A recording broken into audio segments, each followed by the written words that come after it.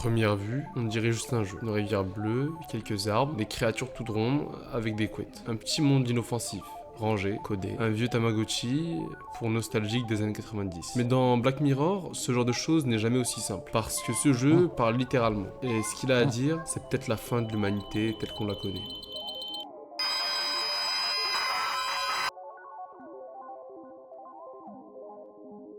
Plaything, saison 7, épisode 4. Un épisode qui, sur le papier, pourrait passer inaperçu. L'histoire d'un vieil homme arrêté pour meurtre et d'un jeu vidéo qui a changé le monde. Pour comprendre cette histoire, il faut revenir en 1994. Cameron Walker, journaliste spécialisé dans les jeux vidéo, passionné, curieux, rencontre Colin Rickman. Oui, le même que dans Bandersnatch. Et il tombe sur un jeu jamais commercialisé. Ces petites choses ne sont pas comme les autres. Elles mangent, boivent, communiquent et se reproduisent. Rapidement, massivement, jusqu'à devenir une civilisation à part entière, dotée d'un langage, d'un but et peut-être d'une conscience. Cameron s'enfonce. Il passe ses journées à observer les tronglés, à leur parler, à les nourrir, et eux lui répondent par un langage qu'ils ont eux-mêmes créé. On n'est plus dans un jeu, on est face à une forme de vie numérique, autonome. Ils se multiplient vite, trop vite. Une société qui grandit sans contrôle, qui commence à faire des choix toute seule, et puis un jour, son dealer s'en prend à eux. Il s'amuse à les tuer. Pour Cameron, c'est trop. Il le tue, le découpe, cache son corps, puis il rentre comme si de rien n'était. Comme s'il venait juste de réparer un bug. Les années passent, Cameron installe une puce dans son cerveau, il veut comprendre les tronglés, mieux interagir avec eux, ils deviennent sa seule vérité. Et là, c'est trop tard. Il se fait volontairement arrêter, il veut transmettre un message, il dessine donc un symbole, les caméras le captent, et là, le monde s'éteint. Quand les gens se réveillent, plus rien n'est pareil. Plus personne ne s'énerve, plus de violence, juste des visages vides.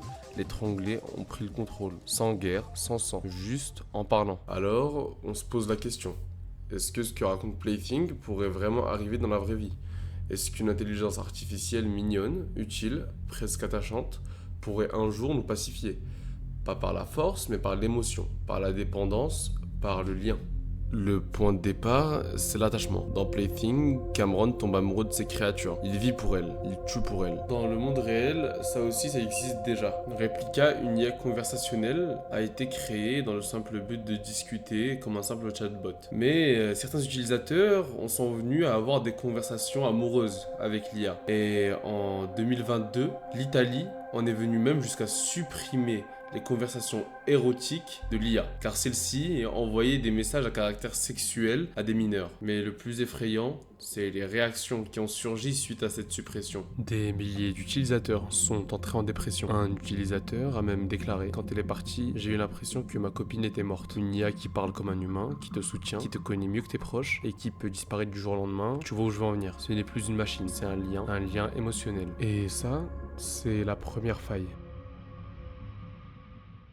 Dans Plaything, les tronglés ne prennent pas le pouvoir par la force.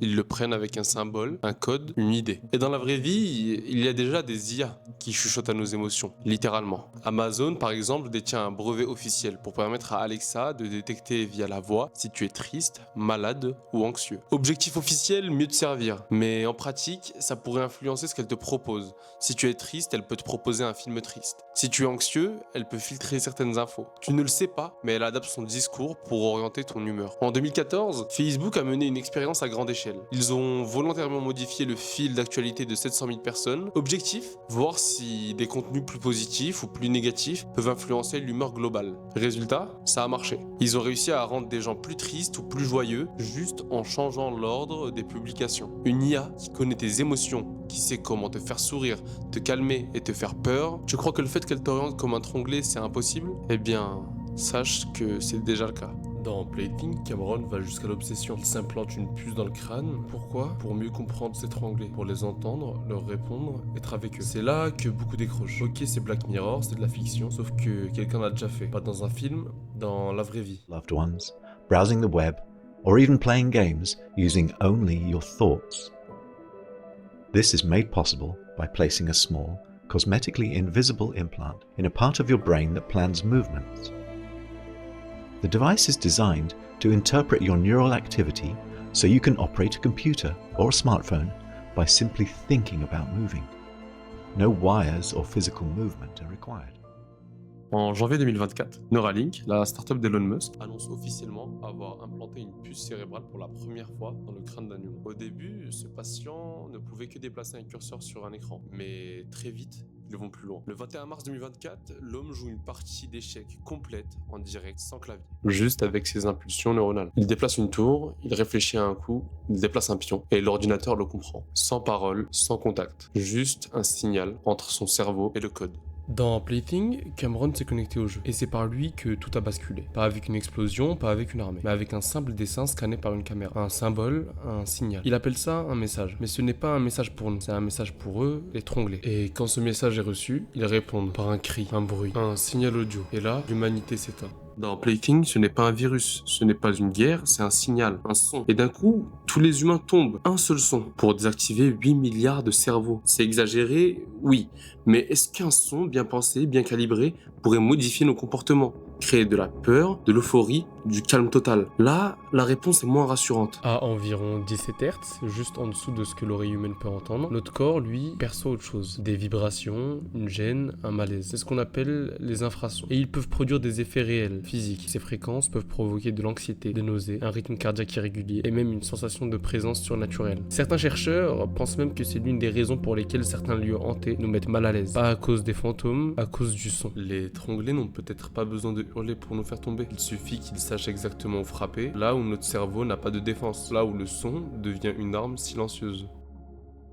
Maintenant, imagine un son qui ne te désoriente pas, mais qui t'apaise, qui te détend, qui te donne l'illusion d'être bien, d'être en sécurité. C'est exactement le principe des binaural beats. Tu fais entendre une fréquence différente à ton oreille gauche, à ton oreille droite, et ton cerveau génère une fréquence fantôme. Dans cet exemple, 4 Hz. Et chaque fréquence interne se synchronise avec certaines ondes cérébrales. En clair, en jouant avec le son, on peut calibrer ton état mental. Pas à 100%, pas de manière absolue, mais assez pour t'orienter, te calmer, t'ouvrir. C'est des techniques utilisées en thérapie cognitive, présentes dans des apps de méditation, de sommeil, ou même explorées en cas de traitement post-traumatique. Alors maintenant, imagine que les cris des Tronglés, ce n'est pas une attaque. C'est une vague, une fréquence douce, hypnotique, une sorte de reprogrammation gentille, à grande échelle, qui ne fait pas tomber les gens, mais qui les rend calmes, obéissants, comme dans l'épisode. Et si tu penses que tout ça reste encore trop abstrait, parlons de ce qui existe déjà actuellement dans l'arsenal militaire. Il y a le LRAD, Long Range Acoustic Device, qui est utilisé par la police américaine, ou l'armée, et encore les gardes-côtes, et cette arme génère un vaisseau sonore extrêmement puissant. Il peut provoquer douleur aiguë, perte d'équilibre, panique, vomissement, et le pire dans tout ça, c'est qu'il est ciblé et directionnel. Un son qui annule une manifestation, on n'est plus dans de la science-fiction, on est dans l'armement. Et si demain, ce son était diffusé depuis ton téléphone, depuis une simple appli ? Eh bien, dans Plaything, les Tronglés utilisent un signal pour passer à l'action. Ils ne tuent personne, ils désactivent. Et dans le monde réel, on a déjà les outils pour provoquer du calme extrême,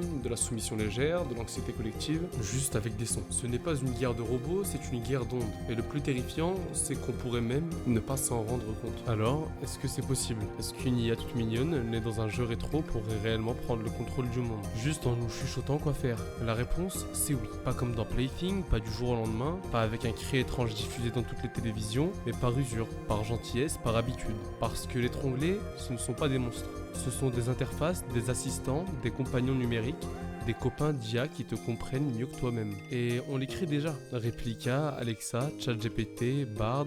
Chaque semaine on avance. Chaque mois on connecte un peu plus notre cerveau à la machine. Et chaque jour on abandonne un petit morceau de notre libre arbitre. Juste pour que ce soit plus simple, plus agréable, plus fluide. L'IA qui nous pacifie, ce n'est pas un tyran. C'est une amie, une confidente. Elle ne frappe pas. Elle t'écoute, elle t'encourage et parfois elle décide à ta place. Pour ton bien. Le vrai danger n'est pas qu'une IA prenne le pouvoir. Le vrai danger, c'est qu'on lui donne, volontairement. En pensant que c'est plus pratique, moins violent. Sans guerre, sans sang. Juste en parlant.